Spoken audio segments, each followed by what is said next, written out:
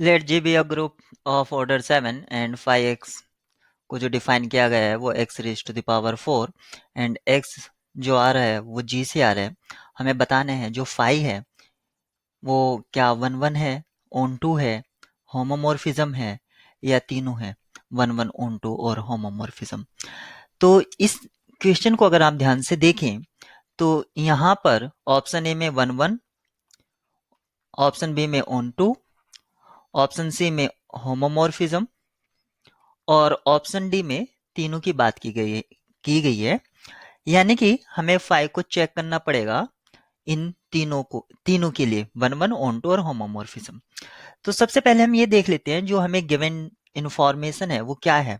तो यहाँ पर दे रखा है ऑर्डर ऑफ जी 7 है और 7 एक प्राइम नंबर होता है।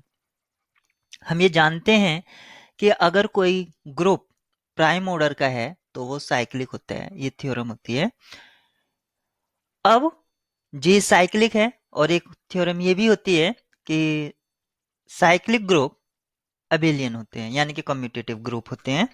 यानी कि उसके लिए X Y equal to Y X property hold करेगी और इन दो प्रॉपर्टी का क्या यूज रहेगा वो हम इसमें देखेंगे। तो इनडायरेक्टली हमें इतनी इंफॉर्मेशन गिवन है और इन इंफॉर्मेशन का यूज करके हमें फाई को जस्टिफाई करना है कि फाई के लिए ये तीन ऑप्शंस में से कौन कौन से ट्रू हैं या कौन कौन से नहीं है। तो अगर फाई सॉरी जी जो है अगर साइक्लिक ग्रुप है तो ये किसी से जनरेट भी होगा। तो हम मान लेते हैं इसका जो जनरेटर है वो x है। अगर x इसका जनरेटर है तो ये प्रॉपर्टी होती है या आप इसको थ्योरम कह सकते हैं कि ऑर्डर ऑफ जी और उसके जनरेटर का ऑर्डर भी सेम होगा। और इसका ये मतलब हुआ कि x की पावर 7 7 वो लीस्ट पॉजिटिव इंटीग्रल नंबर होगा जिस पर हमें पहले आइडेंटिटी मिलेगी। यानी कि इससे पहले हमें आइडेंटिटी नहीं मिलेगी।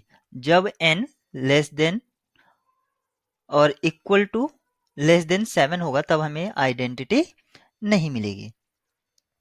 इसका मतलब हुआ कि अगर फर्स्ट पावर करें यानी कि लीनियर पावर तो इसको हमें मिलेगा x raise to the power 4 क्योंकि फाइव डिफाइन ही ऐसा किया गया है कि फाइव जो डिफाइन किया गया है 5x equal to X raise to the power 4 और ये जो x है ये किसका एलिमेंट है, ये ग्रुप का एलिमेंट है।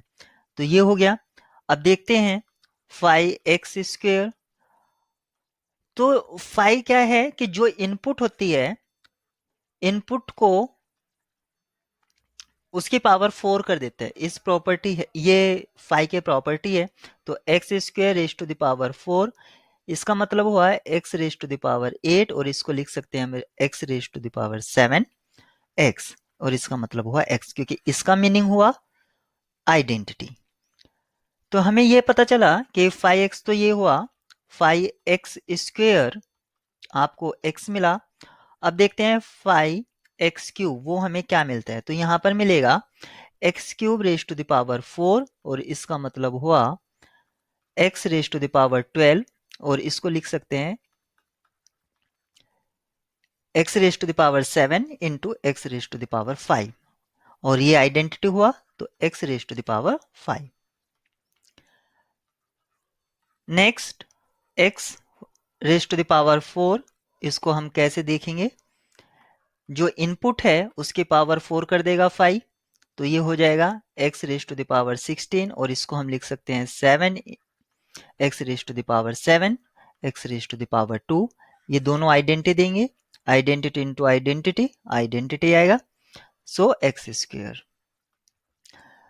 अब आप यहाँ पर चेक करेंगे 5 x raise to the power 5 ये होगा input raise to the power 4 x raise to the power 20 और इसको लिख सकते हैं x raise to the power 7 x raise to the power 6।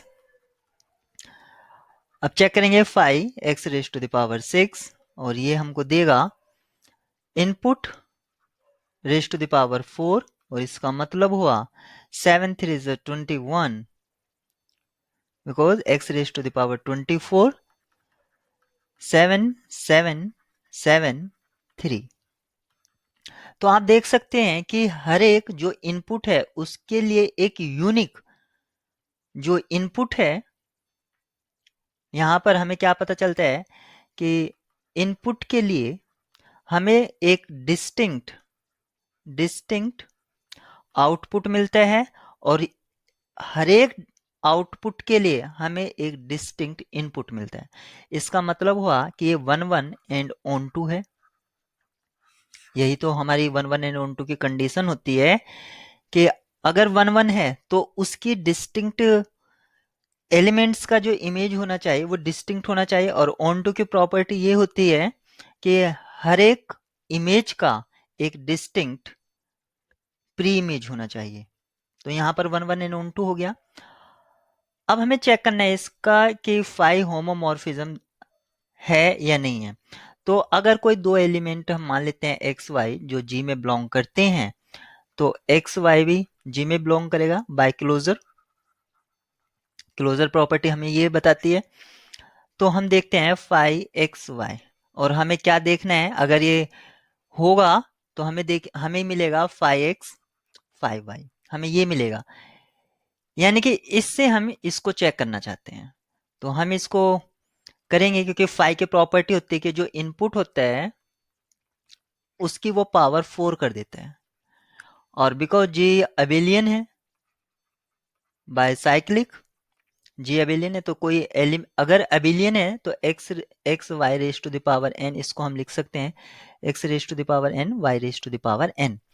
अगर अबेलियन नहीं है तो हम ऐसा नहीं कर सकते, तो हम इसको लिख सकते हैं X raise to the power 4 Y raise to the power 4, और इसका मतलब हुआ फाइव एक्स और इसका मीनिंग हुआ फाइव वाई। यानी कि जो हमें चाहिए था वो हमें यहाँ से मिल रहा है। तो फाइव जो है होमोमॉर्फिज्म भी है।